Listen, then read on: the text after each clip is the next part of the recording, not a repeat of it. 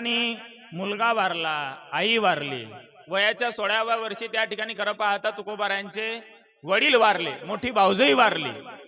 आणि मोठे बंधू हे सावजी नावाचे विरक्त होऊन निघून गेले. आणि अशा या संपूर्ण परिस्थिती पाहता तुकोबारायांना वैराग्य झालं. आणि वैराग्य झाल्याच्या नंतर तुकोबारायांनी त्या ठिकाणी आता भामचंद्र डोंगर, भंडारा डोंगर, घोराडेश्वर डोंगर या डोंगराची वाट पकडली. दररोज त्या ठिकाणी सकाळी स्नान करायचं आणि स्नान करून निघाल्याच्या नंतर बरोबर सकाळी 5:30-6च्या दरम्यान तुकोबाराय त्या ठिकाणी आपला विना हातात चिपड्या भगवंताच्या भजनामध्ये दररोज त्या ठिकाणी कुठे जाऊ लागले? भामचंद्र डोंगरावर, भराडेश्वर डोंगरावर. एक दिवस जिजाबाई म्हणायला लागल्या म्हणे, का हो दररोज उठलं की तुम्ही या डोंगरावर त्या डोंगरावर त्या डोंगरावर जाता म्हणे, घरी मला सांगत नाहीत, दिवसभर अन्न नाही पाणी नाही काहीच खात नाही म्हणे, कमीत कमी तुम्ही डोंगरावर जातात मला सांगून तरी जात जा की मी आज या डोंगरावर चालले.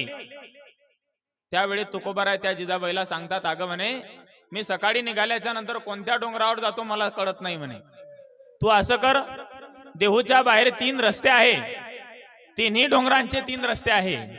तू त्या ठिकाणी एक काम करत जा, देहूच्या बाहेर यायचं आणि देहूच्या बाहेर आल्याच्या नंतर तिन्ही रस्त्यांना कान लावून पाहायचं, ज्या रस्त्यातून विठ्ठल विठ्ठल असा ध्वनी येईल समजायचं त्या रस्त्याला आज मी गेलेलो आहे. मग जिजाबाई त्या ठिकाणी भाकरी वगैरे बनवल्या, 10 वाजता घरातून निघाल्या की जिजाबाई देहूच्या बाहेर यायच्या, भामचंद्र डोंगराच्या रस्त्याला कान लावून पाहायच्या, तिथं आवाज नाही आला,